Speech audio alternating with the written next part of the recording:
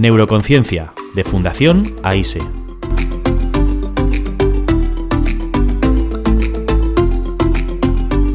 Con Paula Iglesias.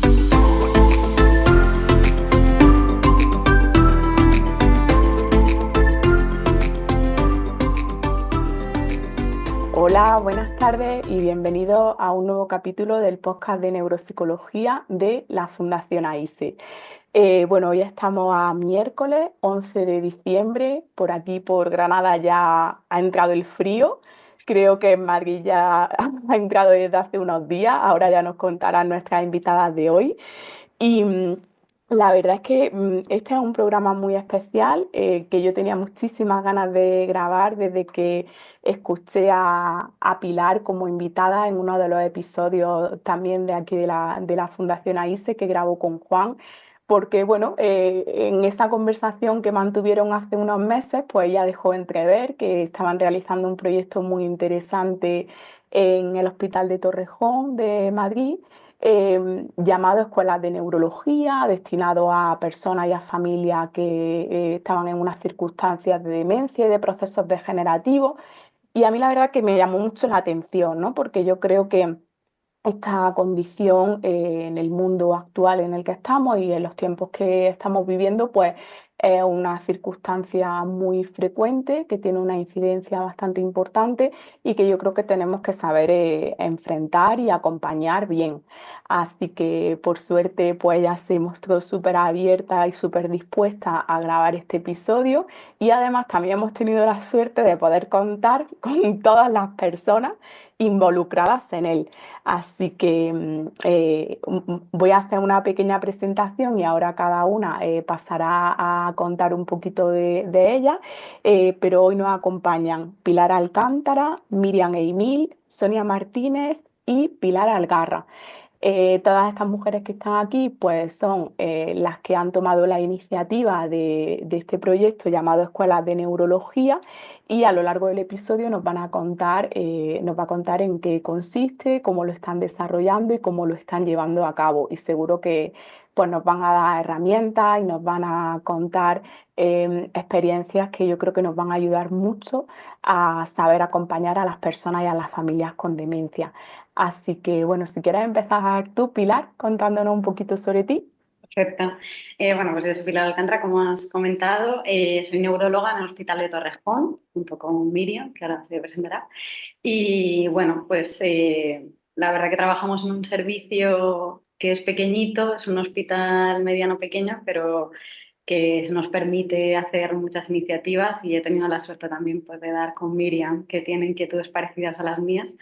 Y estábamos viendo pues, que en consulta, yo que llevo mucho neurogeneral, incluyendo enfermedad degenerativa, que es uno de los motivos más frecuentes de consulta en neurología, pues veíamos muchísimo la necesidad, muchas necesidades que no se quedan cubiertas en consulta, y sobre todo pues, en relación con los cuidadores y con los familiares, que al final son una parte imprescindible de estas enfermedades. Y se nos ocurrió empezar a pues montar estas escuelas hace ya casi 2 años y medio, un año y medio, estamos en el segundo año y medio de la iniciativa. Hicimos primero una así de 3 o 4 sesiones, el año pasado hicimos entero y este año ya llevamos unas cuantas. Y nada, tenemos también la suerte de contar con Torrafal, que es la Asociación de Torrejón de Familiares de Alzheimer y Demencias. El año pasado, cuando empezamos, estaba Sonia, que era la psicóloga allí, y este año ha empezado Pilar. Y entonces pues tenemos esa continuidad gracias a ellas de todas las escuelas. Y bueno, ahora Sonia justo no está, ella sigue también trabajando mucho en planificación, pero ahora os contará. Pero pues gracias a tener esta relación y a tener estas experiencias desde su parte y de la nuestra, ha sido que ha ido surgiendo esto y lo vamos haciendo por el camino. Así que bueno, ahora os dejo a las otras también como introducción. Bueno, si queréis, continúo yo ya por cercanía. Bueno, yo he trabajado como psicóloga durante, casi 20 años en Torrafal, en la Asociación de Alzheimer de Torrejón de Ardoz, y siempre ha habido muy buen vínculo con hospital y con las neurólogas, con Miriam y con Pilar. Entonces es verdad que nos fuimos dando cuenta de que esa coordinación también generaba un entorno seguro para el manejo del desarrollo de las enfermedades neurodegenerativas, porque al final a las familias les generaba mucha tranquilidad saber que había una conexión entre la asociación, entre los profesionales de la asociación y el servicio de neurología del hospital. Y poquito a poco pues fuimos coordinando, fuimos realizando actuaciones de coordinación y empezó a ir y fue surgiendo la idea de la escuela. Yo ahora estoy en otro puesto de trabajo en el Instituto de Neurología de Neurociencias de La Milagrosa, también aquí en Madrid, pero sigo muy de cerca el proyecto porque es un proyecto, es como si fuera un hijo nuestro, la verdad. Sí. Bueno, pues yo he reenganchado un poco lo que Sonia ha ido dejando en la asociación, ¿vale? Que ha instalado muchas bases muy fuertes y sobre todo la unión que tiene Torrafal y la cercanía con los familiares de los usuarios, ¿vale? Se les intenta dar mucho apoyo y escucha, sobre todo un lugar donde pueden sentirse seguros y poder poner sus problemáticas sin que nadie los juzgue. Entonces, lo que, bueno, pues intentamos hacer día a día y ya está, y ayudándoles en lo que podemos, lo que está en nuestras manos como un recurso externo. Pues y dice, la suerte es mía de trabajar con Pilar, que es como Pepito Grillo aquí, ¿no? Siempre, ¿no? Señalando las carencias y un poco analizando, ¿no? En que la medicina o la neurología actual muchas veces hablábamos sobre lo que se hace en la consulta y sobre todo lo que se deja de hacer. Entonces nos dimos cuenta de que lo más importante lo dejábamos de hacer en la consulta y lo condenábamos por rutinas absurdas, ¿no? De pasar test inservibles, repasar la medicación que toman que no sirve para nada. Y nos dejábamos lo más rico, ¿no? Lo que tiene más enjundia, que es la situación del paciente en su contexto, la relación que tiene con sus cuidadores. Entonces, seguíamos haciendo pues una medicina como muy antigua, ¿no? Cuando realmente la demencia se tiene que abordar pues en forma de la díada, ¿no? La pareja, que es el cuidador con todo su entorno. Y nos daba con mucha vergüenza realmente, ¿no? Que es seguir, aun siendo críticas con la forma de hacer neurología, ¿no? Seguir haciendo lo mismo que habíamos visto hacer hace pues yo más años y Pilar Inchi pues unos pocos menos.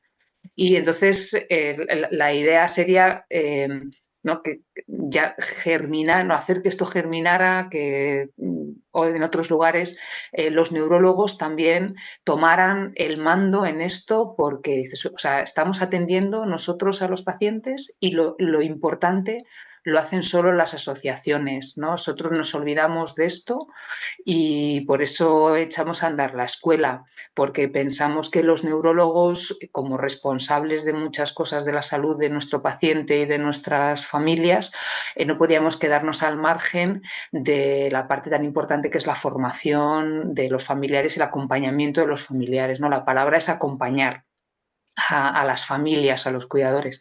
Y por eso estamos, y es que es una auténtica pasada, ¿no? La sensación que estamos teniendo con las escuelas.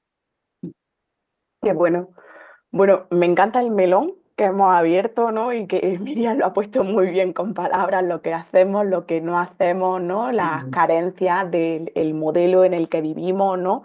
Un modelo a lo mejor desde un punto de vista muy biomédico, ¿no? Que puede que deje algunos aspectos psicosociales de lado. eh, pero precisamente pues es genial que podamos reflexionar sobre ello, ser conscientes, ponerle un nombre y abrir ¿no? nuevos caminos y en vuestro caso incluso ejecutarlos como lo estáis haciendo desde un hospital, desde una institución pública y desde una asociación de pacientes. Entonces vemos que la colaboración es posible, que es necesaria y luego vemos todo lo que ayuda. Y es cierto que, bueno, yo conforme habláis a mí siempre se me van encendiendo ideas que es que creo que son súper importantes poner sobre la mesa, como el hecho que comentabais de que, bueno, al final, el diagnóstico de un proceso neurodegenerativo es complicado en el sentido de rompe de alguna forma una familia o un sistema familiar, ¿no? Y rompe dinámica que probablemente ya las venías rompiendo, ¿no? Porque eso llevará ahí latente desde hace tiempo. Y ya, bueno, pues suelen acudir a un servicio de neuropsicología o de neurología cuando ya hay cosas pues, que se están dando de manera más persistente en el tiempo o que a lo mejor ya no pueden sostener más determinadas relaciones, ¿no? O determinadas convivencias. Y entonces, pues llegan a un servicio, se le hace una valoración, se le hace un diagnóstico, pero también es lo que vosotras comentabais, ¿no? Que ahora mismo pues, se le hace una oferta a nivel pues, desde la medicina, ¿no? De psicofármacos, de seguimiento y demás, pero desde el ámbito público es cierto pues, que luego nos vemos en 6 meses, en un año, 3 meses yo no lo he visto, ¿eh? A lo mejor se hacen algunas pruebas iniciales, confirmar diagnóstico con reso, hacer PET, en fin, puede que la visita sea un poquito más corta en el tiempo, pero luego ya en cuanto está confirmado el diagnóstico, pues pasa mucho tiempo y estas personas, pues la realidad es que se quedan de la mano de Dios, poniendo, ¿no? Las cosas por su nombre. Es cierto que si no hay asociaciones o centros de referencia donde los profesionales veamos cómo enganchar a esta gente que además se encuentra en un momento de sus vidas pues, muy sensible, ¿no? En el que todos se encuentran débiles, se encuentran expuestos a ahora yo qué hago.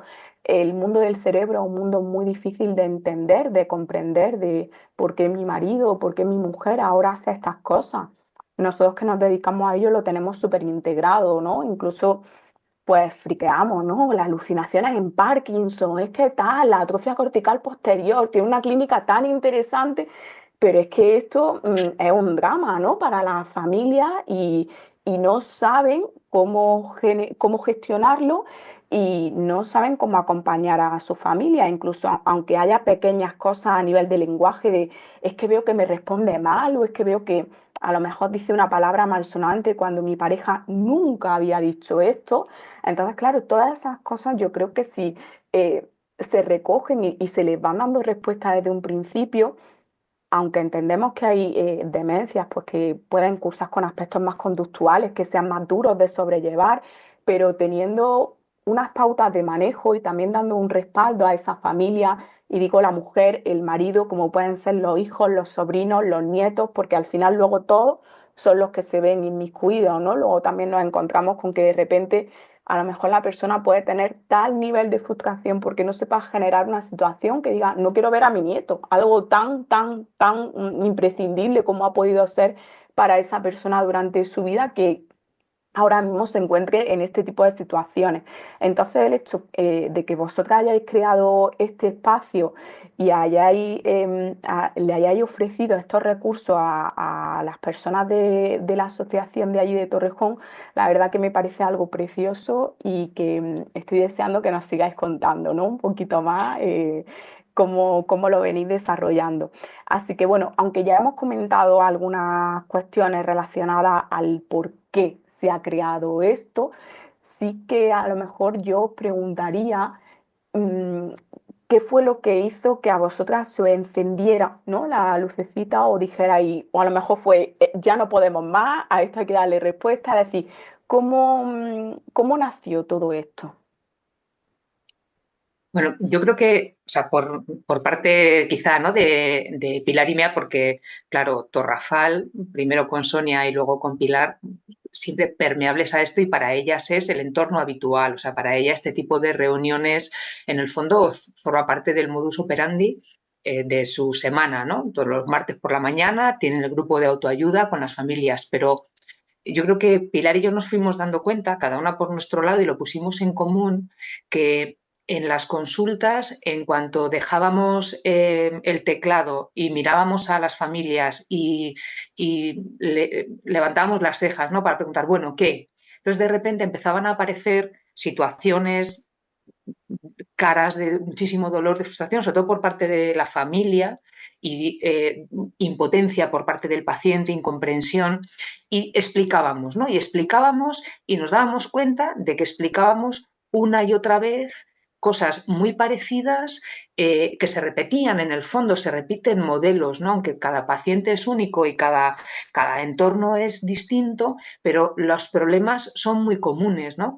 Pues con las individualidades propias, lógico, ¿no? Entonces decíamos, pero ¿cómo puede ser? ¿No? Y además dábamos la explicación. Es verdad que con un coste de tiempo que nos da igual, pero bueno, ¿no? Una explicación de 30, 40, 50 minutos y veías salir a la gente de la consulta como en un arrebato místico casi, ¿no? O sea, salían como que habían comprendido que de repente todo cuadraba un poco dentro del sinsentido que es la demencia, salían con una herramienta, con dos, o ni siquiera a lo mejor sin herramientas, pero con una explicación de por qué su madre se ponía así y por qué la cosa empeoraba o por qué su madre sonreía en determinado momento o el padre tal. Entonces dijimos, oye, esto que lo repetimos en todo momento, varias veces al día, ¿por qué no lo sistematizamos de un modo en el que pueda ser útil para todos? Y es decir, ¿no? de una tacada del tirón ponemos a gente junta, se lo contamos y además comparten entre sí, ¿no? Porque otra cosa que diferencia esto es la sensación como que ellos tienen de exclusividad, de unicidad, no, esto me está pasando a mí solo, ¿no?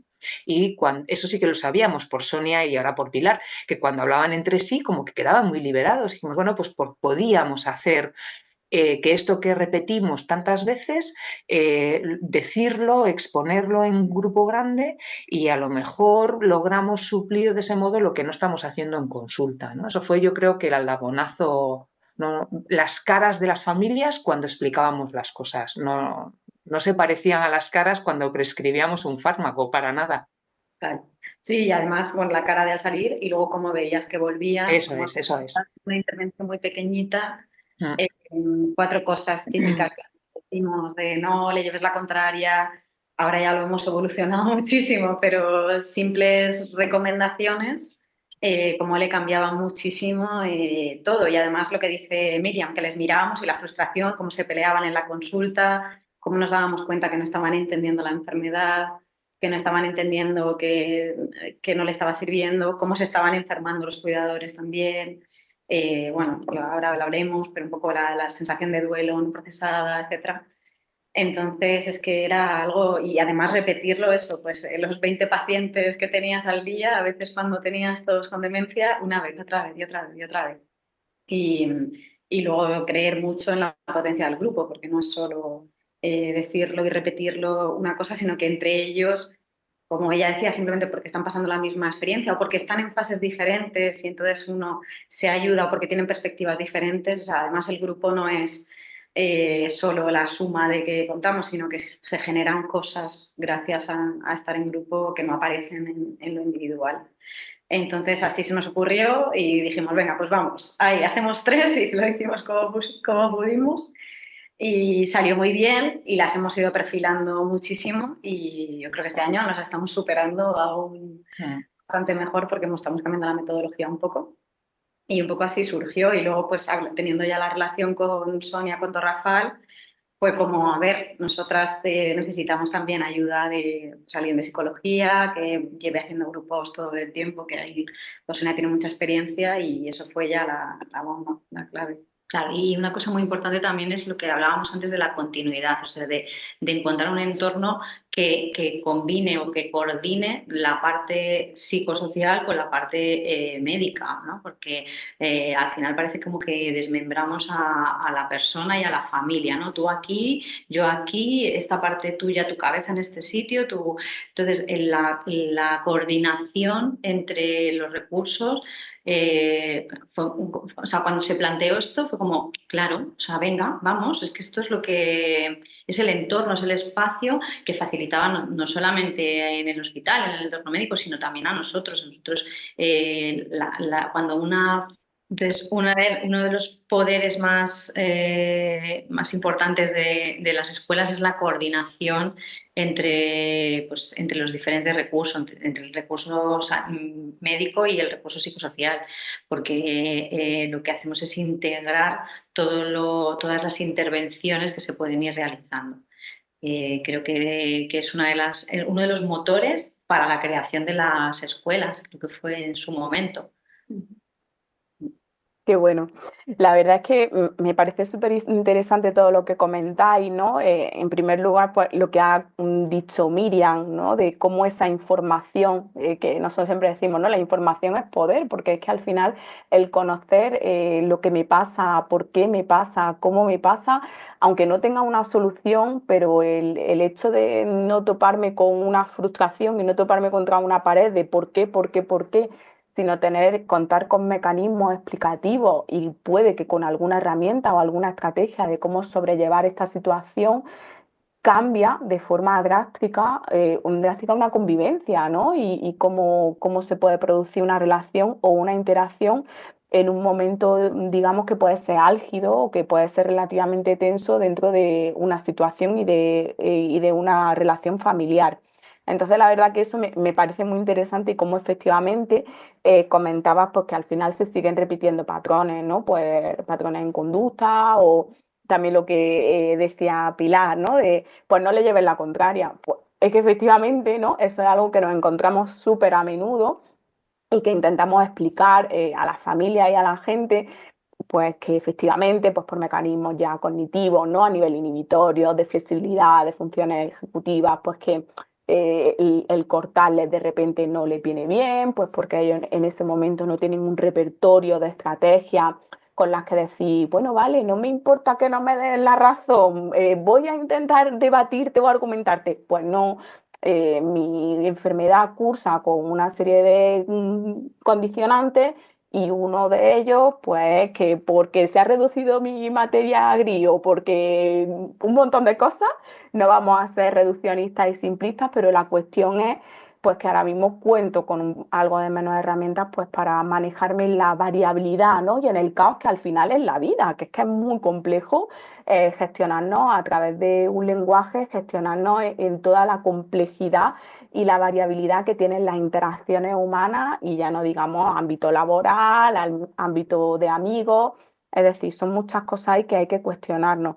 Entonces, claro, el poder darle respuesta, pues me parece fundamental y el cómo vosotras habéis ido descubriendo este viaje y habéis ido haciendo estas propuestas, la verdad es que me encanta.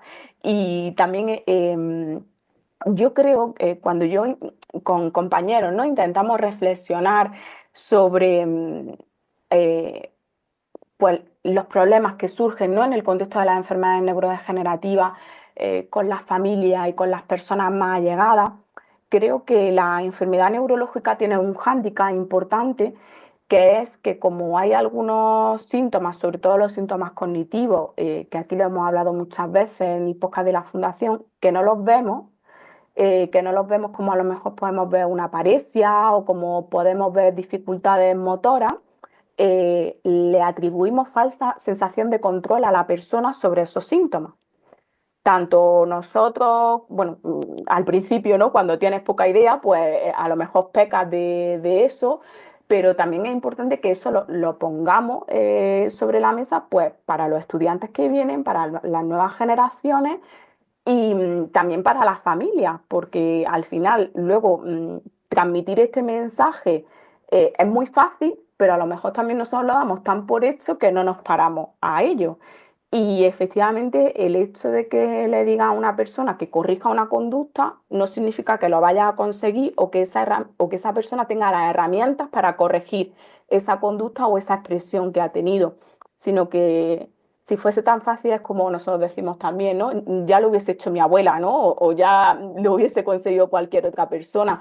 Entonces, si recurren a nosotros y vemos que la gente pues sigue teniendo esas necesidades, es porque hay que dotarles de otro tipo de estrategia. Así que yo cuando repienso, ¿no? Sobre todas estas cosas, em, por ejemplo, hay en algunas otras enfermedades, como a lo mejor las cardiovasculares o las oncológicas, que la concienciación social y la implicación de determinados factores sociales, ¿no? Y de hábitos ya se está teniendo como mucho más presente, ¿no? Ya pues en todo lo cardiológico es que hábitos de vida saludable, aunque tú tengas tu medicación, pero es muy importante la dieta, el ejercicio, que cuides tus niveles de estrés y tal.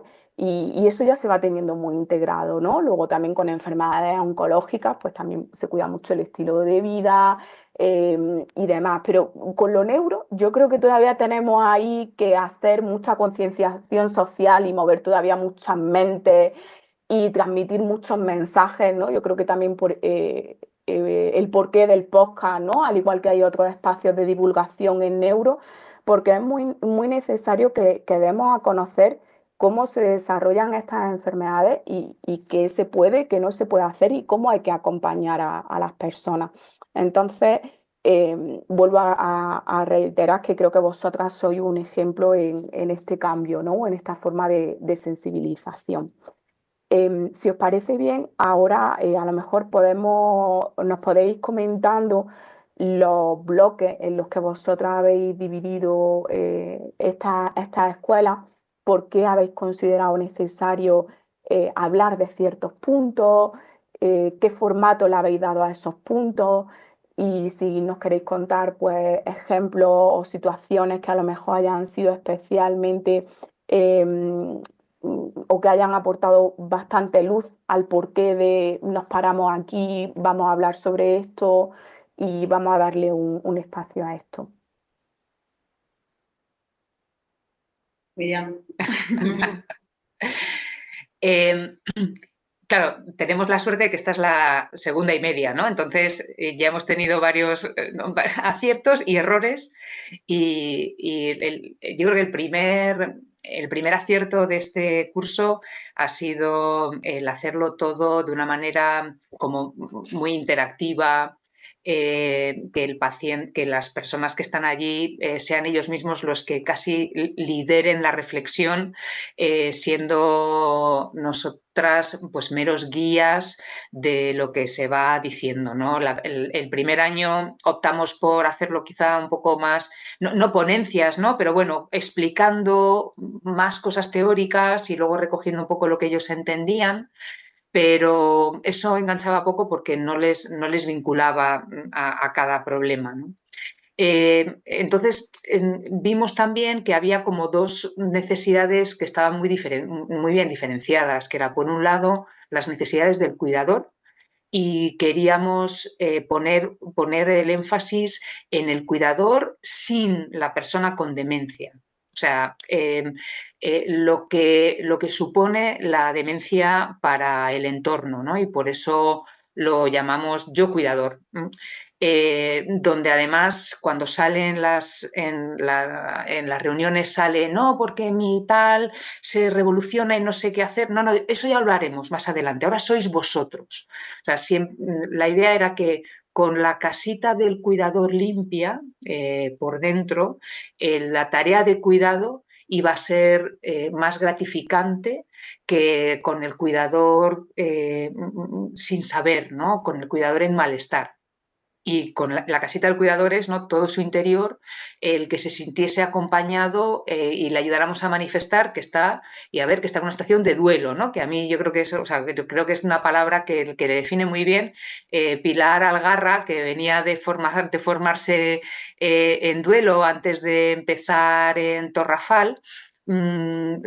Cuando habló de duelo, llevábamos un tiempo intentando decir a las familias que estaban en una fase de pérdida, y cuando ella dijo duelo fue claro, este es el duelo, estas personas están en duelo, reconocerles en duelo y acompañarlas en eso, ayudar a verbalizar lo que están perdiendo, cómo lo están perdiendo, que lo sepan, que sean conscientes, cómo recuperarse de eso, tanto a nivel personal como dentro del proyecto vital, les podía ayudar a ser unas personas más, como decir, más limpias, con menos necesidades ellas mismas, para poder atender a las necesidades de la persona con demencia. Y el segundo grupo de sesiones está constituido por las dificultades que se encuentran en el cuidado. Eso es quizás más genérico, porque eso lo puedes encontrar en cualquier libro de ayuda.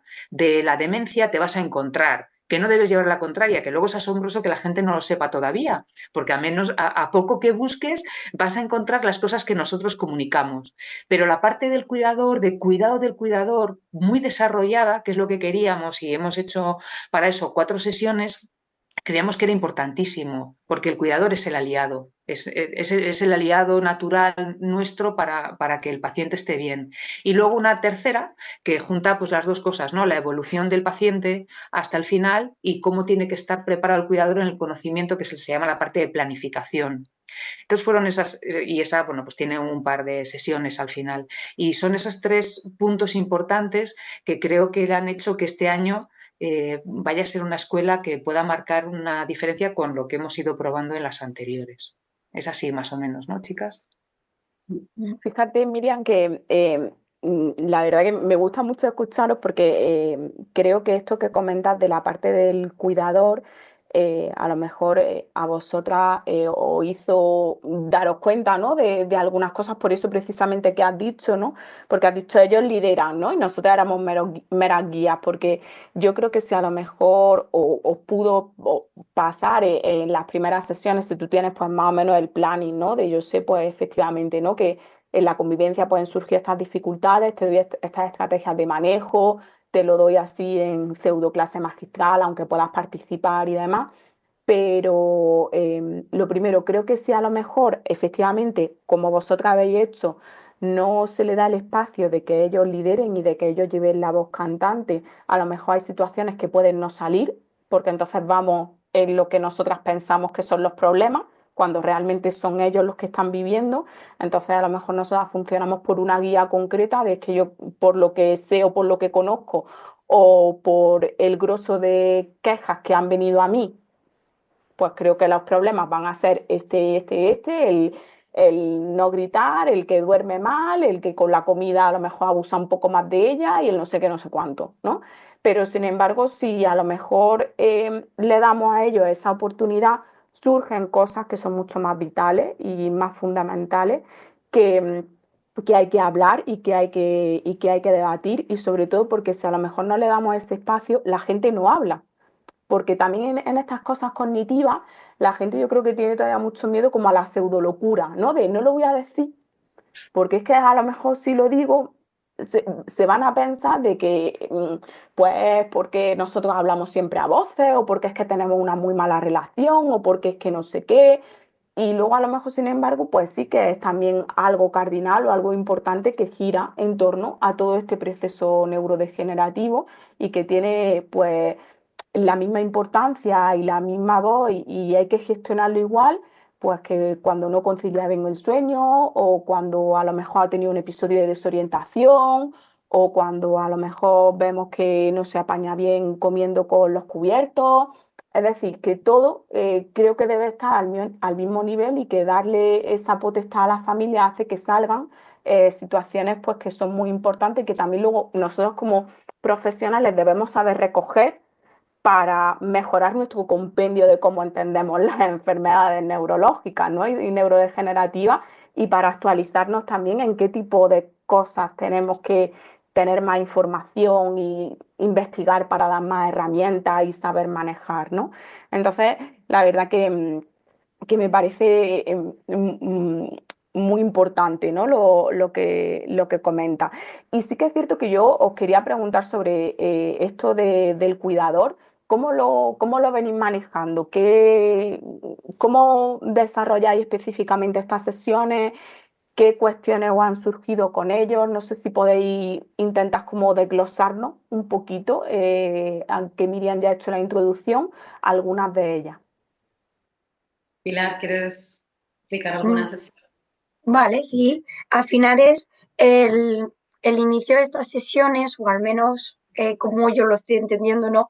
Y el objetivo que queremos es que los familiares identifiquen la utilidad de esas emociones que están viviendo, que no son ni positivas ni negativas, son agradables o desagradables en su proceso de pérdida de identidad de esa persona tras un diagnóstico. Es decir, muchas veces el diagnóstico, cuando se da a una persona que está en las fases iniciales, puede ser consciente o puede rechazarlo y no ser consciente, pero otras veces vienen con un avance más, un diagnóstico más avanzado, y claro, ahí el que tiene que comprender todo es el familiar, y el que tiene la voz de lo que vive, cómo lo vive, qué sentimientos de vergüenza tienen ante los demás, es el familiar. Son los segundos dolientes de este diagnóstico. realmente. Porque al fin y al cabo, esta enfermedad es una enfermedad que cuando te toca, eres consciente en unas fases iniciales, pero va a pasar el tiempo y ya no lo eres consciente. El que sí es consciente es el que tiene al lado. Y desde cómo esa persona lo está viviendo, de sus miedos, sus incertidumbres, sus inseguridades. Y ahí es donde tú tienes que saber analizar qué está pasando en esa situación para tú interpretarla correctamente y sentir a lo mejor esa emoción desagradable, pero sentirla a positivo, buscando estrategias que, bueno, pues que puedan ayudarlo, o a veces no podemos ayudarle a la persona, pero acompañarlo y no sentir la culpa de es que no sé hacer nada, no, ¿cómo lo hago? Que sobre todo es la incertidumbre. Muchas veces cuando acuden aquí es que te dicen, es que se altera por la noche y no sé por qué. Muchas veces es porque a lo mejor les falta un halo de luz. Con una luz de estas de botoncito ya se calman. Total. Es Claro, que, sí, no sé si nada, Pilar. contar alguna sesión de las que hemos hecho recientemente justo para identificar esas emociones que decía Pilar, que justo de este bloque que ya lo hemos terminado esta mañana, que hemos hecho 4 sesiones del Yo Cuidador, las 3 primeras han sido todas dirigidas a identificar un poco cómo están después del diagnóstico, o sea, qué ha supuesto para ellos como cuidadores, como personas individuales, el diagnóstico. Entonces hemos hecho, por ejemplo, una dinámica que era como con una casa, tenían que describir pues cómo ellos esperaban que fuera su vida y en los ladrillos qué cosas han perdido o han dejado de hacer o no están pudiendo hacer o sí, básicamente, ¿no? Como proyectos, expectativas que los querían en esa casa. Y bueno, pues surgían un montón de cosas. Pues unos hijos, muchos hijos, pues irme a vivir fuera de Madrid, viajar, salir con amigos, De ¿qué la más? cocinar. Aprender a cocinar, decían algunos, no irme al pueblo, todo lo que, o sea, al final son cosas que pueden parecer más o menos importantes o difíciles o perdidas, pero que para cada uno pues han ido siendo importantes. También hemos hecho una dinámica de emociones que sobre todo ha salido mucho la rabia, la frustración, la tristeza, la indefensión, la impotencia, ¿no? La duda de por qué el malestar de por qué a mí familiar. Y hemos trabajado mucho eso y lo han expresado mucho. De hecho, se veía mucho, sobre todo la frustración y la rabia como emoción muy latente en todos los familiares, ¿no? De injusticia, de por qué me ha pasado esto a mí. Y sacando sentimientos, también pensamientos, de sentirse que no están haciéndolo bien, que no tienen capacidad, que no son pacientes. Eh, que no, salía hoy varios, que no son cariñosos, como si hubiesen perdido la capacidad de eso por la situación. O sea, hemos ido como con diferentes dinámicas, pues una de la casa, otra con una ruletita que les dimos, dinámicas que van surgiendo de este tipo, también alguna participación con tarjetas, etcétera, que ellos vayan poniendo un poco sobre la mesa las sensaciones que tenían, las emociones y que había pasado esa ruptura después del diagnóstico. Y después hoy, que ha sido una de recogida última, que ha sido muy bonita, la verdad, la sesión que hemos tenido hoy, ha sido un poco darle la vuelta y todo eso que ellos veían como pérdida también, como buscar lo positivo que le estaba ayudando, que estaban aprendiendo, las habilidades que estaban consiguiendo después del diagnóstico. Pues de paciencia, de resiliencia, de cambio de perspectiva, cambio de prioridades. Han salido un montón de cosas muy buenas, aprender a cuidar, aprender a hacer tareas que antes no sabían, pues tenemos muchos hombres cuidadores que están aprendiendo a cocinar, a planchar, no habían Organizarse. huevo, organizarse, a llevar la casa, a planificar, se hacen, le llamamos hoy, tienen como un curso auxiliar prácticamente todos, a vivir la vida en el presente con lo que venga y no ser súper obsesivos con que las cosas no vayan bien, a aprender a manejarse en momentos de estrés y al principio les cuesta, pero luego son capaces de mantener la calma y decían algunos, ¿no? Y abrazar a sus familiares, ser más cercanos con sus familiares, conectar más con ellos. abrazarles más que lo que harían si no tuvieran la enfermedad. Pues ha sido como una sesión bastante bonita. Yo creo que se han ido todos como con mejor sensación que las anteriores, que era de poner un poco sobre la mesa todo lo malo y de repente darse cuenta hoy de que también había muchas habilidades y muchas cosas buenas. Y de hecho hemos visto en algunos que esa rabia que traían muy grande desde el principio de las primeras sesiones, que era muy visible, pues hoy no la tenían, ¿no? Y ha sido súper bonito porque además se lo han señalado los unos a los otros y algunos que venían con emociones muy fuertes, hoy estaban mucho más tranquilos, aceptando el diagnóstico, aceptando lo bueno. Así que un poco en resumen, yo diría que eso es algunas de las Sí, el sesiones. objetivo ayuda un poco para que ellos identifiquen qué aportan, porque muchas veces como lo normalizan, lo que hacen en su día a día, esos servicios más asistenciales, que es sobre todo lo que hacen, es como, no sé organizarme. Sí, sí, sí te organizas. O sea, para estar aquí te estás organizando, porque has tenido que dejar otras cosas estructuradas y planeadas para tú poder venir a aprender algo más para poder cuidar mejor. Entonces, al final es potenciarles en esas debilidades que creen tener y validarlos. Yo creo que el familiar necesita que los validen. Yo creo Total. que es muy importante esta fase que habéis incluido este año, porque hablamos mucho de la identidad de la persona afectada, pero no hablamos de la identidad del acompañante, ¿no? De la persona que acompaña.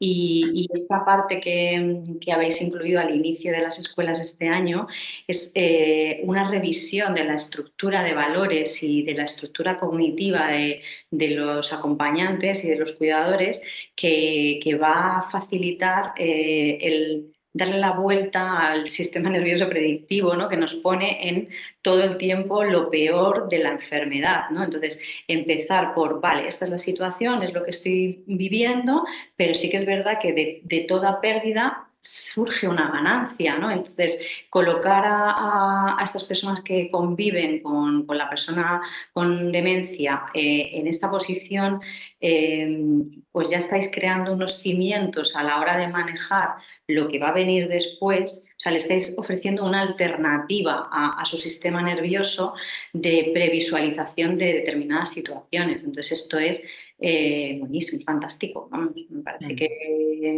Sí. que el recolocar, o sea, fíjate, es como lo que hablaba Miriam, ¿no? Que hay como una evolución en las escuelas y el recolocar esto al inicio es como hacer unos buenos cimientos de lo que vamos a ir trabajando después y de cómo vamos a ir vinculando con estas personas a lo largo y luego cómo vinculan entre ellos, porque todo esto que estáis haciendo ahora al inicio es como lo que se generan los grupos de ayuda mutua, ¿no? Que al final se sienten muy solos cuando llegan a la escuela, pero cuando estáis terminando este módulo, bueno, y me contaba Pilar, es que se me ponían los pelos de punta porque ya están vinculándose entre ellos, generando red de apoyo a nivel emocional también, no solamente a nivel de recursos, sino a nivel emocional, de contener todo eso que está ocurriendo.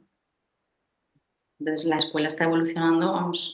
Sí, y es verdad que ahora ya tienen un nivel de apertura y de vínculo y de relajación del sistema nervioso, como dice Sonia, a mí me gusta, para lo siguiente que viene, que es información igual ya más de relación con el familiar, ya sobre la demencia, que es en lo que empezamos el año pasado y nos centramos directamente, que ya ellos se pueden permitir de alguna forma, ¿no? Porque ya hemos relajado un poco esa rabia que les pegaba y esa emoción tan negativa y esa negación, esa fase de duelo de negación del inicio después del diagnóstico.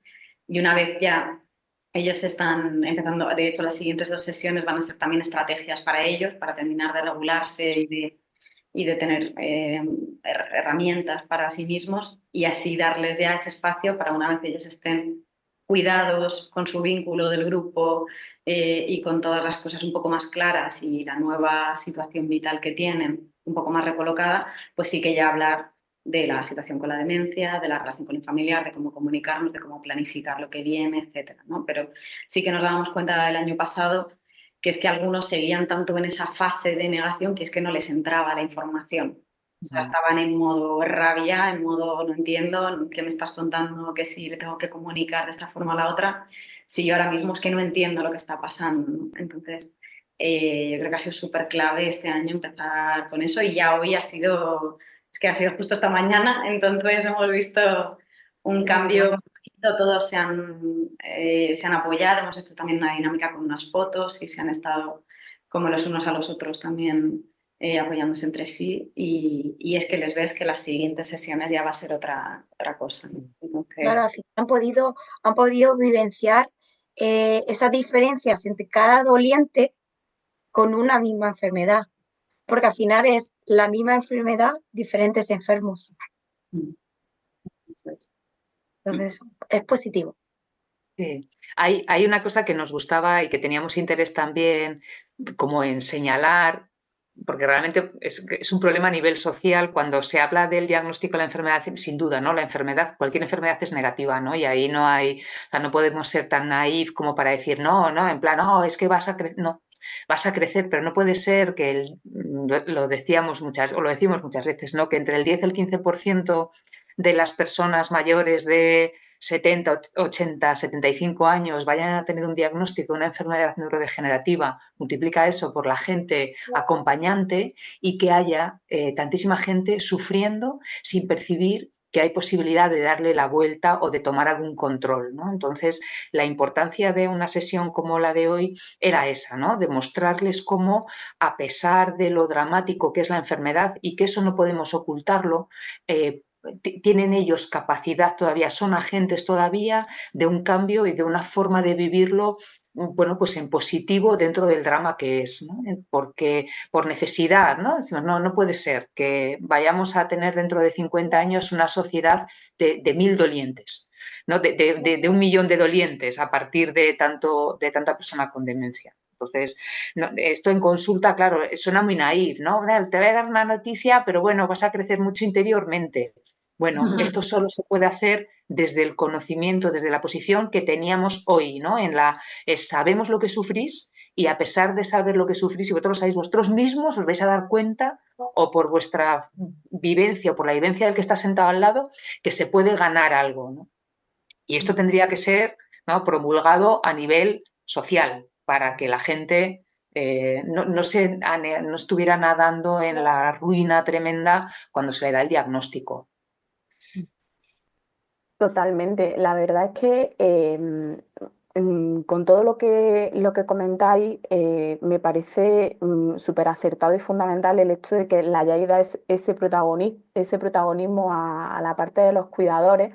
Y bueno, creo que lo habéis justificado súper bien y que al final pues tiene el resultado que estáis contando, ¿no? Que está teniendo.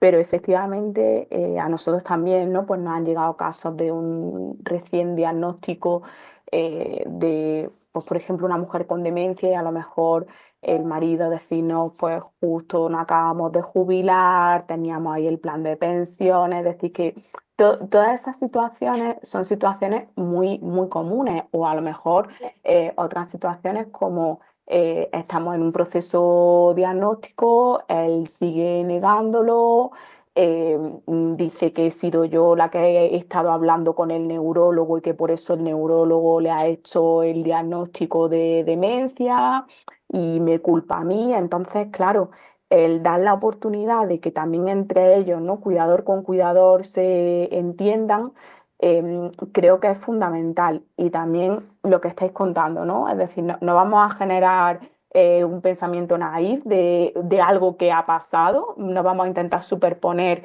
este drama que es esta situación, pero si podemos anticiparnos, podemos dar información a algunas situaciones, como por ejemplo, eh, yo recuerdo, ¿no? El caso este que os comentaba teníamos ahí el plan de pensiones, mi mujer estaba a punto de jubilarse, ahora lo que queríamos era viajar y entonces pues una familia que estaba sufriendo mucho, pero fíjate pues que claro, al final cuando pasa esto, pues te tienes que recomponer, te tienes que rehacer de alguna forma y tienes que generar cosas. Entonces yo también recuerdo que ellos, por ejemplo, vivían en una casa muy grande, pues donde a lo mejor ella ya se desorientaba, ella también era la que hacía un cuidado de esa casa, pues con muchas plantas, con mucho jardín y demás, y ya pues no podía, ¿vale? No podía porque además tenía componentes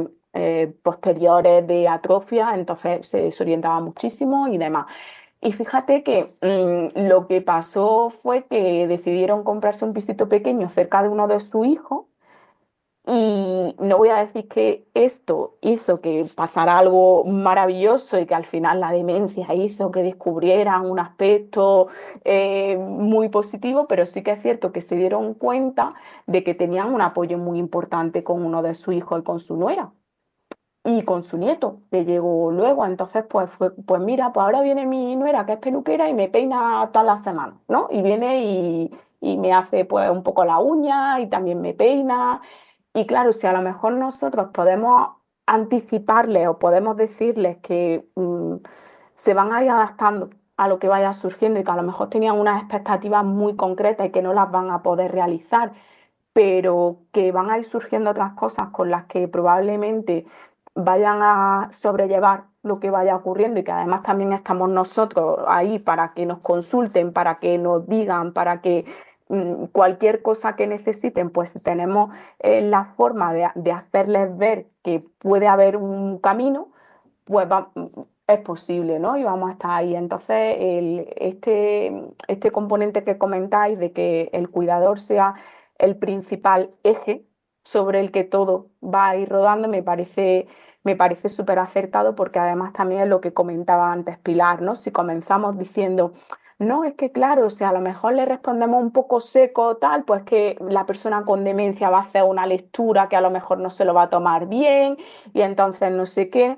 A mí también ha habido algunas veces que incluso los familiares se lo toman un poco en modo agresión de, pero tú, como tú te crees que yo quiero responderle mal a mi marido, que también lo entiendo, es decir, cuando incluso nosotras verbalizamos esas situaciones y le damos pues esas estrategias de psicoeducación, lo vemos, ¿no? Que la mujer está ahí, catedrática de universidad, contigo neuropsicóloga o neuróloga, pero que le estás contando cómo le tiene que responder a su marido cuando llevan 35 años de dinámica, donde aquí, por ejemplo, la malafolla granaína es el pan nuestro de cada día, pues a lo mejor, claro, la mujer te dice, ¿qué?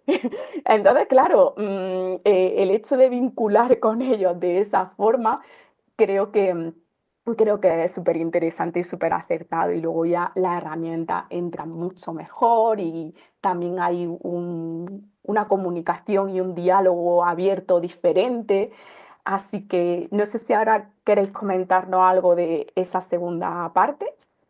Podemos comentar un poquito y luego entramos en la planificación, que también es una cosa que digo, porque ya son las 6 y yo creo que es un momento, una cosa que nos gusta, ¿no? Yo de la segunda parte solo así unas pinceladas, creo que sobre todo hablamos de, aparte, herramientas para el familiar, terminar de pulir eso y hablaremos mucho de comunicación, lo que estamos hablando, de cómo comunicarnos, porque una de las cosas, y empezó un poco por esa vía, que sabíamos que según cómo se comunicase y cómo se comportase el cuidador con el paciente, es que incluso estábamos hablando de medicación que poníamos o no poníamos, ¿no? Nos dábamos cuenta que realmente pacientes con alucinaciones de tipo delirantes o psicóticas son los mínimos y que casi toda esa agresividad o trastorno de conducta, y digo trastorno de conducta porque cada vez se define más como conductas adecuadas para la realidad que está viviendo el paciente, ¿no? O sea, es una conducta completamente coherente para cuando por dentro piensas que tu hijo está en el colegio y tienes que salir a recogerle a las 3 de la mañana, ¿no? Entonces, realmente no es un trastorno como puede ser una psicosis de ver alucinaciones complejas que me quieren atacar, ¿no? La mayoría de las veces son conflictos de diferencia de realidad y perspectiva entre cómo se siente o cómo tiene el mundo interno en ese momento la persona con demencia y el cuidador. Y si somos capaces de transmitir un poco al cuidador ese mundo interno de la persona con demencia, pues es que lo puede navegar perfectamente y no tener que pautar un montón de fármacos, pues la más famosa creatina y todos los demás, incluso muchos fármacos que se utilizan para dormir, pues entendiendo qué procesos ha tenido el familiar a lo largo del día, si está más estimulado, menos estimulado, si ha recibido, ha tenido más actividad, menos. Entonces, bueno, un poco la segunda fase, la segunda parte esta es un poco hablar de comunicación, de hábitos, de movimiento, de cosas básicas del cuidado que pueden hacer que la persona sin fármacos esté mucho más sana, tenga mucho más bienestar, no tenga esos trastornos de conducta y que lo entienda, ¿no? Ponernos un poco en la piel de la persona con demencia y desde ahí la verdad es que cuando lo entienden ya se comunican mejor de forma automática, ¿no? O sea, hay dos cosas que nos hemos dado cuenta y es que no es tan importante enseñarles estrategias de comunicación, sino que ellos estén regulados y que entiendan a la otra persona. Ya está, porque al final si tú entiendes un poco cómo funciona su cabeza, te puedes poner en su lugar, pues ya no vas a ir con, es que me está mintiendo, me está engañando, no tiene una mala intención, sino que vas como, bueno, su cerebro ahora está conectando cosas diferentes y encima si soy consciente de mi estado, de cómo me encuentro y me puedo regular antes de ir, pues es que ya todo va a ir como a la seda, ¿no? Yo creo que intuitivamente todos lo hacemos bien, o sea que casi que lo de la comunicación es un poquito así por encima y demás. Y no sé si recordamos alguna sesión más que hicimos. Yo creo que un poco también un tema de proyecto vital, ¿no? El contenido del día a día, ¿no? Esto que decías antes de que cuando hay un diagnóstico, Paula, que como que el acompañante, pues teníamos un proyecto de viajar, de hacer no sé qué, de irnos al pueblo, de hacer tal.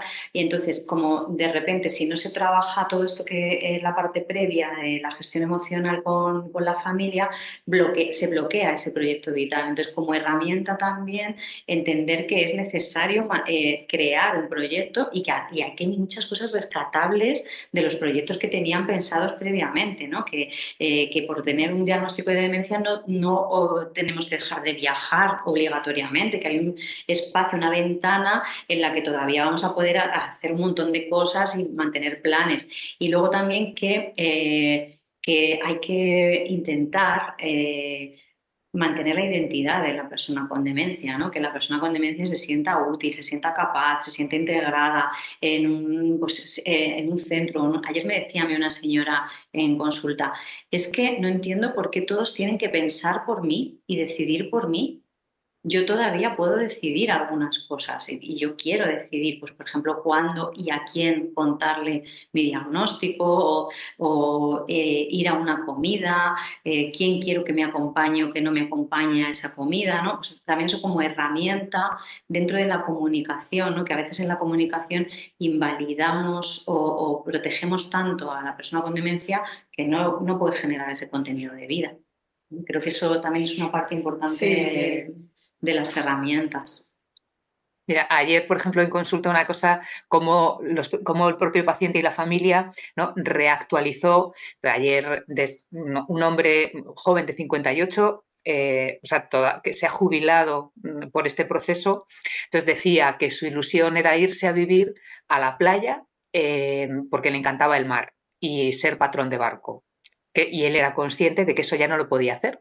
Pero un colega, que era un colega, su cuñado, bueno, no sé muy bien, un colega era patrón de barco y entonces dijo, bueno, yo no voy a poder ir a la playa, pero vamos a quedar en el pantano de San Juan con su barco y me va a dejar pilotar un poco. Y luego, pues ya veremos si luego el año que viene en la playa todavía puedo, ¿no? Entonces, de lo que era su sueño estar en la playa viviendo, ahora él ya sabe que no se puede ir, que tiene que estar en Madrid cerca de la hija y bueno, pues lo adapta, ¿no? Entonces esa es la riqueza de lo que dice Sonia, ¿no?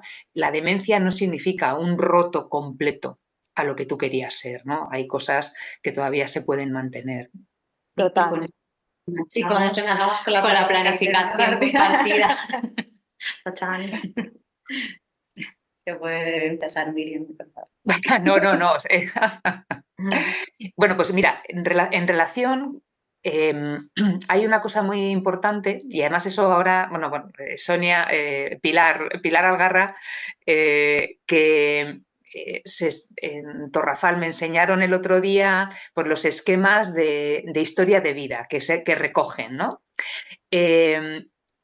Para que la persona cuidadora entienda lo que le está pasando en presente al paciente, es muy importante recoger la historia vital previa, y eso lo vemos en consulta. ¿Por qué una señora está inquieta cuando llega la hora de comer? una señora con demencia, porque ha sido madre de 5 personas y tiene que preparar la comida y sigue, como ha borrado todo el pasado cercano, ¿no? Hace 40 años estaba preparando la comida y alrededor de la comida se tenía que poner, ¿no? Esa inquietud, cuando a los hijos se dice, pero tu madre, ¿qué ha sido? Ha sido madre. Entonces comprende esto, no le podemos quitar esto. Tendremos que dar salida a esa necesidad que tiene de dar de comer a gente de otro modo, pero no le prohíbas acercarse a la cocina, ¿no? Bien, pues entonces conocer la historia vital de la persona sirve para estos manejos de conducta, para que la familia los perciba desde una perspectiva que es coherente con la vida de la persona, y luego sirven también para arrojarnos luz sobre lo que le importa más a esa persona, para proceder a una de las cosas más importantes, que se llama la planificación compartida de la atención, ¿no? Que es sentarnos con la persona con demencia y con su entorno para averiguar quiénes son, qué es lo que le importa, cuáles son las líneas rojas que ellos piensan que nunca deberían de perder, ni aunque pierdan la identidad. Bueno, esto habría una disquisición, ¿no?, filosófica, si es una persona nueva o no, pero bueno, vamos a pensar que sigue siendo la misma persona. Y eso les permite a los cuidadores aplicar ese conocimiento para tomar decisiones en presente y a futuro, ¿no? Y en eso consiste el último bloque de una sesión o de un par de sesiones, que es insistirles a los cuidadores en lo importante que es, primero, mirar al futuro de la enfermedad sin miedo, para estar preparados para lo que viene. Esto se le explica muy fácil, ¿no? Cuando te vas de viaje a un sitio, lo primero que haces es abrirles la aplicación del tiempo y ves el tiempo que va a hacer dentro de 4 días. ¿Cómo puede ser posible que no quieras abrir la aplicación de la demencia y ver lo que va a pasar dentro de 4 años si lo sabemos? Eso es más fiable que el tiempo en la Sierra de Cazorla dentro de 3 días, ¿no? O sea que hay que ser capaz de mirar al frente y planificar, ¿no? ¿Y cómo se planifica respecto del futuro? Conociendo a la persona con demencia, analizando su pasado y viendo su presente, ¿no? Entonces, bueno, seguid Pilares y Sonia, para no seguir, yo creo que este es un tema muy nuestro, muy de Torrejón y Torrafal, que nos interesa muchísimo. Pero bueno, pues esto sería la planificación compartida de la atención, a la que debemos dar importancia. Bueno, desde Torrafal estamos iniciando esas sesiones de planificación directa con el usuario. Es decir, nos sentamos con él o con ella para averiguar cuáles son sus gustos y sus predisposiciones individuales, desde cuáles son sus comidas favoritas, qué no quiere comer. El otro día una señora me decía, yo el día que no pueda comer, que me den como sea, pero que no me den nada que lleve sangre, por ejemplo. Entonces, pues esos son gustos que hay que respetar, al fin y al cabo. Es ponerte en el lugar de esta persona cuando ya no tenga ese poder de decisión. Yo tengo que decidir por ella, pero no voy a decidir por mí, por lo que me venga mejor a mí en este momento, porque me facilite, sino acoplando esa predisposición, esa disponibilidad actual a lo que la persona hubiese querido, ¿no? Un poco también cuando ellos sienten culpa, el familiar siente culpa, tú les dices, ¿qué hubiera querido tu familiar? ¿Qué hubieras hecho? Pues aquí es al revés. Cuando la persona ya ha perdido esa decisión de hablar deliberadamente, pues tú lo tienes que hacer por ella, sin olvidarte de su individualidad, de que fue y tuvo poder de decisión.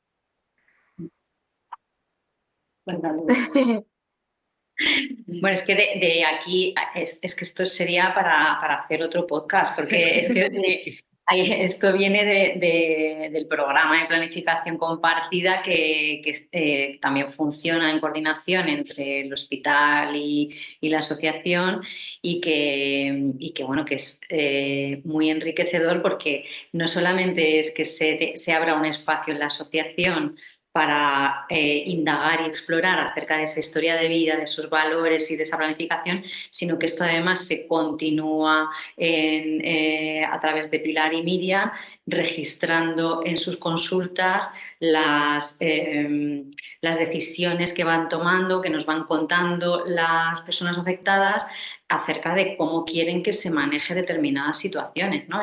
Solamente el hecho de informar a la persona afectada y a su entorno de que pueden decidir acerca de muchos aspectos de la enfermedad que previamente no conocían, no sabían que podían decidir, es como una liberación de carga en la mochila que llevan, ¿no? De previsualización. Ah, pero que yo puedo elegir que no me lleven al hospital cuando tengo una infección aguda, que me queden en mi casa pues sí, claro que lo puedes decidir, ¿no? Entonces, esto es también desde la escuela que se informe de esto, es también abrir una opción, una posibilidad, un marco de intervención conjunta y coordinada bueno, pues ya es como la guinda del pastel, ¿no? Es como poner ahí la guinda en la tarta, ¿no? Que estamos elaborando.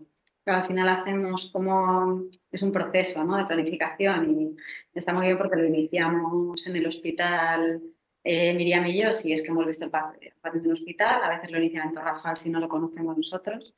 Si son pacientes de la escuela que no son directamente nuestros, pues lo iniciamos en la escuela y luego eso se va modificando en cada consulta, se vuelve a comentar, se pueden citar a los hijos, a varios hijos, a otros familiares, todos a la vez para que todos estén, todos a la vez sean conscientes de las decisiones que se han comentado y que se han hablado y que han quedado registradas.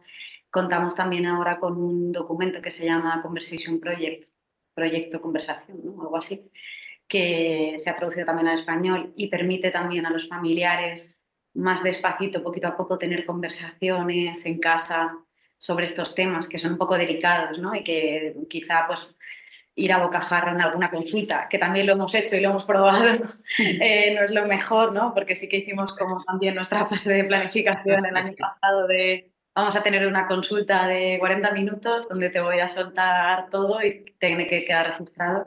Y también ahí aprendimos que la información despacito entra mejor, que se puede utilizar a través de otras cosas en la casa, sobre todo en el entorno familiar, porque si no muchas veces de nuevo se genera ese rechazo, esa negación hacia esa consulta. Entonces, bueno, pues también estamos empezando a hacer esto de planificación desde fases súper tempranas de la enfermedad, pudiendo contar con la opinión del propio paciente, como ha comentado Pilar también, en Torrafal y como hacemos también en el hospital. Y eso está cambiando mucho porque hasta ahora no se ha registrado las decisiones de las personas con demencia, ¿no? Hasta hace muy poquito. Nos centrábamos siempre solo en el cuidador y estamos también empezando a registrar qué quiere la persona desde las demencias leves. Y está siendo también muy interesante, porque estamos también aprendiendo mucho de voces que no estaba registrado, ¿no? Y luego a los familiares es una relajación, una calma, tener tomadas esas decisiones espectacular. O sea, es como que el momento de la conversación es duro porque les ves, no están ahí llorando en la consulta, lo están pasando mal, nos estamos proyectando en fases difíciles, en posibles complicaciones, pero el final siempre es de agradecimiento, siempre es de relajación. En las siguientes veces te vienen con más cosas que han identificado, o sea que ya se quedan ellos con el resto. Y bueno, justo me comentaba Miriam que había tenido ayer, ¿no? Una muy chula, si quieres contar alguna. Sí. Mira, lo había entregado el documento antes del verano y les había citado, bueno, pues mira, la siguiente vienes con tu hija que acaba de dar a luz y con tu mujer, de una hija única, y vinieron ayer y entonces lo primero que me dicen, entonces veo que lo ponen en la mesa, ¿no? Ahí está, como el que pone los deberes. Y anda, ¿lo habéis leído? Sí, sí, entonces estaba ahí todo doblado de trabajar. Y lo había rellenado el propio paciente, ¿no? Y entonces me dice el paciente, lo leí antes del verano y lo volví a guardar porque dije, no ha llegado mi hora, esto no es para mí.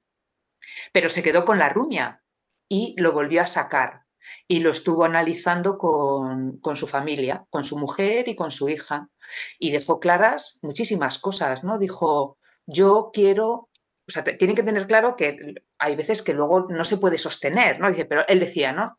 Yo quiero seguir en casa, quiero que me cuiden en casa. Y hace una salvedad muy juiciosa, salvo que mi conducta haga que sea imposible cuidarme, entonces quiero que, pues entonces no me importa que me lleven a una residencia, ¿no?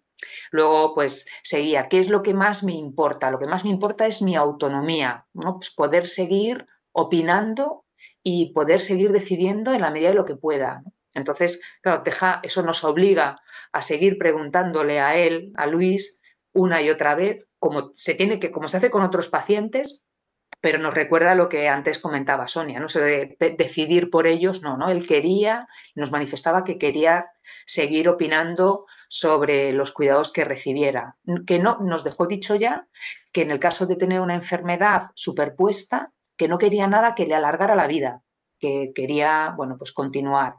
Todas estas cosas, como ya tenemos mucha experiencia, Pilar y yo, aunque parece mentira, pero es que, Pilar y yo, que empezamos en el 18, en el 19, las primeras, entonces, y luego ya hemos seguido, tenemos ya un recorrido que nos permite decir que ha habido decisiones que ya se han tomado con pacientes, que es el momento tremendo de paciente, ¿no? Que todavía se habla mucho de las sondas y de la alimentación y de forzar, ¿no? Y de decidir con la familia. Bueno, pero nos acordamos de lo que dijo María Antonia. Entonces los propios hijos decir, sí, que no quería que la obligáramos ni no quería sondar. Ya está. Entonces, ¿qué quiere decir? ¿Qué es lo que ella quería?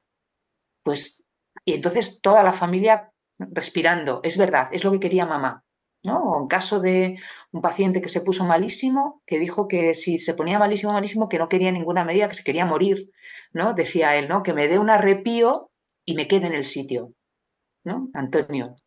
Y le dio un arrepío.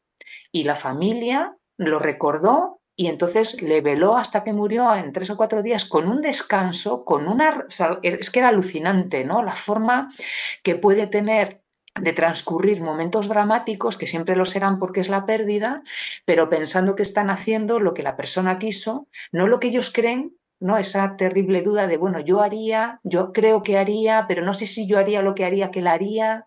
Entonces, bueno, o sea, es una herramienta que realmente tiene aplicación en todo. O sea, que a veces lo ridículo es que tendríamos que tener una planificación hasta la gente con migraña, ¿no? O sea, que es algo necesario, es algo imprescindible. Y creemos que, como dice Sonia, ¿no? Es la guinda de la... No, la guinda de la escuela, siendo todo muy importante, ¿no? Pero eso ya, lograr que la gente sepa hacer eso.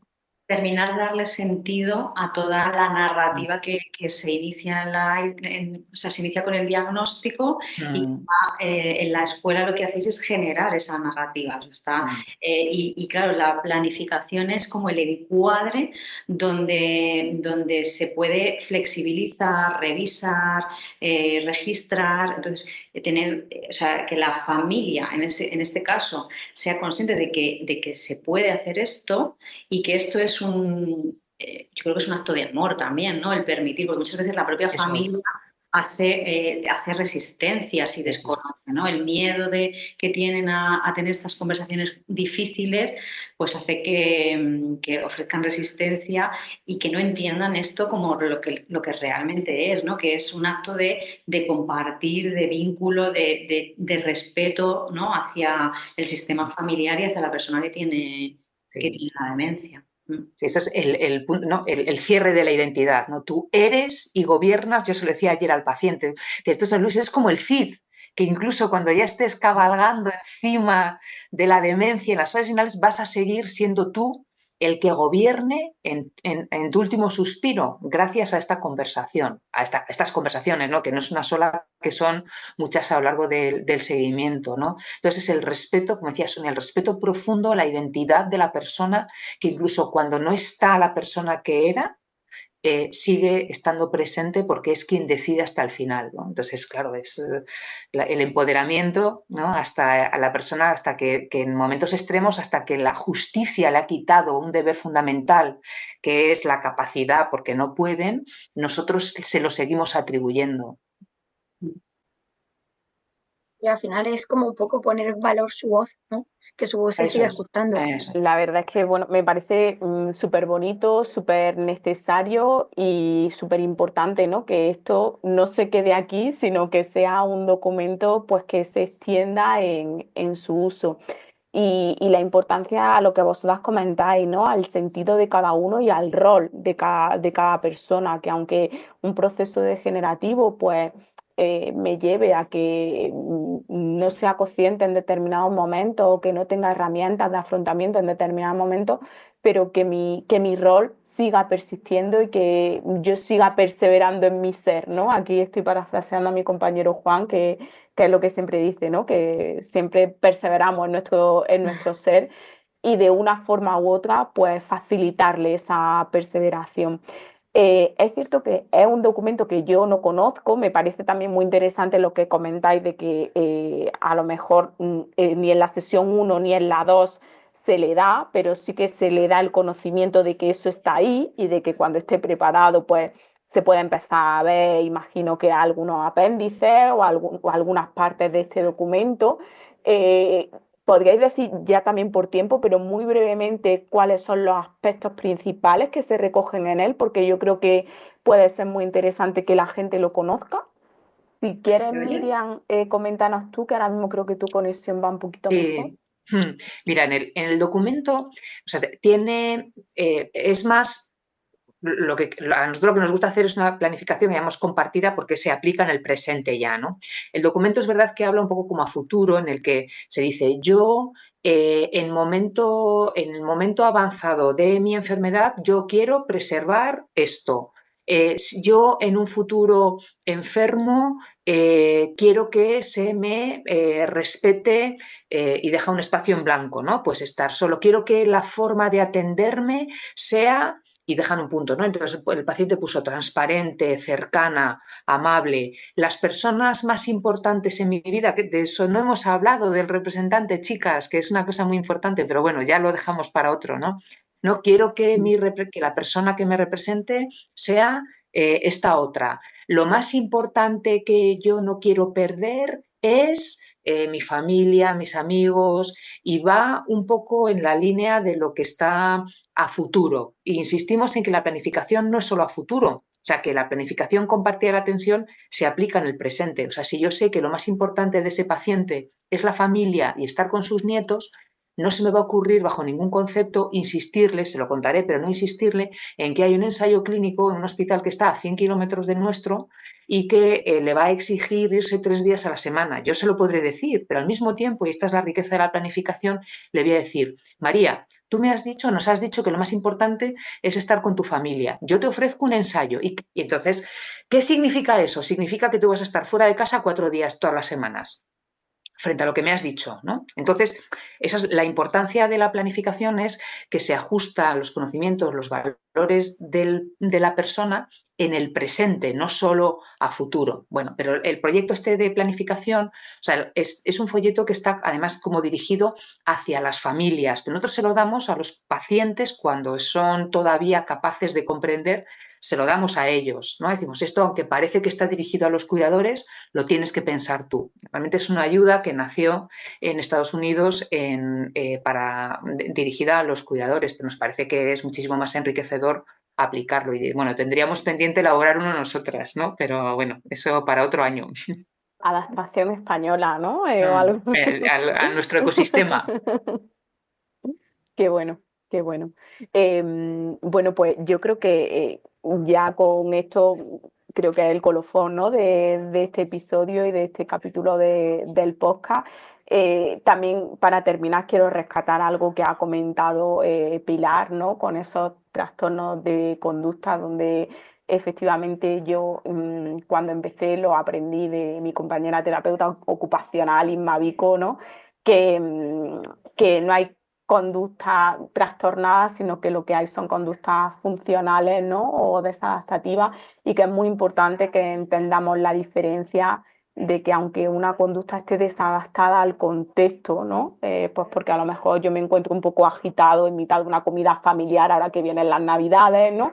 pero a lo mejor sí que es funcional para mí el hecho de mostrar la agitación, porque es como te puedo mostrar que estoy cansado, que a lo mejor o que estoy un poco saturado por el ruido, y creo que todo eso se tiene que llevar a la cúspide para entender los trastornos neurológicos, ¿no? Y las condiciones cognitivas que acompañan a determinados trastornos, que al final toda conducta siempre tiene un sentido dentro del repertorio y dentro del ser de cada persona, aunque puede que en determinadas ocasiones esa conducta no esté del todo adaptada o no sea del todo coherente con la situación, pero sí que es coherente consigo mismo, ¿no? Y con lo que a él le está pasando. Así que creo que gracias a vosotras hoy hemos podido dar un espacio de mucha comprensión a lo que es la demencia.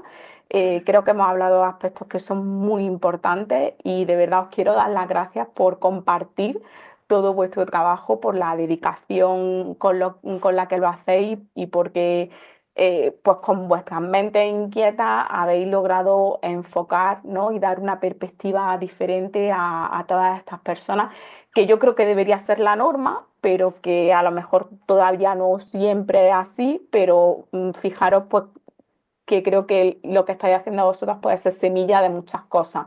Y creo que a lo mejor también hay muchas cosas que no se hacen pues porque seguimos repitiendo determinados patrones, ¿no? Nos dejamos llevar por determinadas cosas, pero que a lo mejor muchas compañeras cuando escuchen dicen, pues que fijaros, no es tan difícil, ¿no? O a lo mejor no supone un cambio tan drástico dentro de mi trabajo, entonces puedo o quedarme un rato más con esta persona o explicarle esto de esta forma y por lo tanto ofrecer ya no solo mayor calidad de vida, sino directamente ofrecer mucha vida, mucha tranquilidad y mucha paz a las familias, ¿no? Y a las personas. Así que de verdad, gracias por el episodio de hoy. Creo que ha sido de los más bonitos y emotivos que yo he grabado. Así que muchísimas gracias por haber sacado este rato. Y nada, me despido de vosotras y no os puedo prometer que no os vaya a invitar de nuevo porque yo me he quedado con ganas de que sigamos hablando y de seguir compartiendo muchas más cuestiones relacionadas con esto. Así que nada más, nos vemos y muchas gracias por estar ahí. Hasta luego. Muchas gracias, Paula. Gracias. Y solo decir muy Muchas rápido gracias. que encantadas de ser semilla de este proyecto, así que quien quiera contactarnos como sea, le damos todo el material, Todo. hablamos, porque estamos convencidas que está siendo súper útil, estamos recogiendo muy buen feedback, muy buena sensación y encantada de que esto se mueva y que sigamos aprendiendo y que si otras personas lo están poniendo en marcha parecido o lo ponen en marcha, pues que nos retroalimentemos. Así que muchas gracias a ti por el espacio porque pues esto lo va a dar a conocer mucho más. Es Muchas gracias. necesario dar espacio a estas cosas, así que si os parece también toda esa documentación de los proyectos que estáis llevando a cabo y demás, nosotros lo publicaremos en la descripción del episodio para que la gente pueda verlo y contactar con vosotras o echarle un vistazo. Así que muchísimas gracias y nos vemos en la próxima. Chao. Gracias. Hasta luego. Hasta luego.